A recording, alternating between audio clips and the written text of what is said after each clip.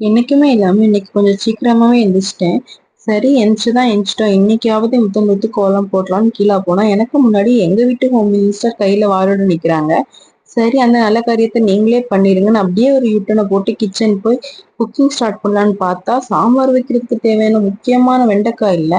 ரூ. 100க்கு காய்கறி வாங்கியுமாடா வெண்டைக்காய் போடாம விட்டுருக்கீங்கன்னு காலையிலேயே ஃபீல் பண்ணிட்டு, சாம்பார் வைக்க ஸ்டார்ட் பண்ணிட்டேன். அப்படியே எங்க வீட்டு கார்டன் ரசிச்சுட்டு ஒரு டீயும் குடிச்சாச்சு. அப்புறமா பிரேக்ஃபாஸ்ட்டுமே ரெடி பண்ணிட்டேன். பிரேக்ஃபாஸ்ட்டுக்கு சாம்பாரும், இட்லியும் தான் வச்சிருந்தேன். அப்புறம் ஆஃப்டர்நூன் லஞ்சுக்குமே ப்ரிப்பேர் பண்ண ஸ்டார்ட் பண்ணிட்டேன். அந்த கேப்ல பேபிமா எந்திரிச்சிட்டாங்க. ஸோ அவங்களுக்கும் பல்ல தேய்ச்சி விட்டுட்டு, நம்ம வச்ச சாப்பாட நம்மளே சாப்பிடலனா எப்படின்னு சொல்லிட்டு அதுலேருந்து ஒரு 1 1/2 இட்லி எடுத்து சாம்பார முக்கி வச்சு சாப்பிட்டாச்சு. அதுக்கப்புறம் அறக்க பறக்க கிளம்பி ஒரு வழியா பஸ்ஸ பிடிக்கிறதுக்கு நான் போய் சீக்கிரமா நின்னா, என்னைக்கும் இல்லாம இன்னைக்கு பார்த்து பஸ் 1 மணி நேரம் லேட்டா வந்திருக்காங்க.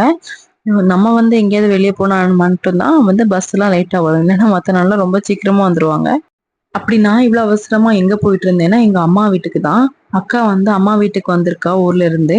ஸோ அக்காவ கூட்டிட்டு வர தான் போயிருந்தேன். அந்த மேடம் திருப்பூர்லயே சர்வே பண்ணனால என்னமோ இங்க உள்ள ரூட் பஸ்லாம் அக்காவுக்கு தெரியாது. ஸோ எப்படியோ பஸ்ஸ புடிச்சு வீட்டுக்கு வந்தாச்சு. அவங்கள பார்த்ததும் என் பொண்ணு செம்மையா ஹாப்பி ஆயிட்டா. அப்புறம் லஞ்சுக்கு சிம்பிளா தான் பண்ணியிருந்தேன். அவியல் வச்சிருந்தேன், சாம்பார் வச்சிருந்தேன், ஒரு முட்டைக்கோஸ் தவிர ரைஸு, அப்புறம் ரசமும், கொஞ்சம் ஆல் டைம் ஃபேவரட் பால் பாயசம். ஸோ பால் பாயசமும் வச்சிருந்தேன். அப்புறமா சாமிக்கு படையல் போட்டு வச்சுட்டு, கொஞ்சம் சாமியெல்லாம் கும்பிட்டுட்டு அப்புறம் சாப்பிட தொடங்கியாச்சு. சாப்பிட்டுட்டு பிள்ளைங்க கொஞ்சம் விளையாடிட்டு இருந்தாங்க. அப்புறமா அவங்கள ஈவினிங் வீட்டுக்கு கொண்டு விட்டுட்டு நானும் கிளம்பிட்டேன்.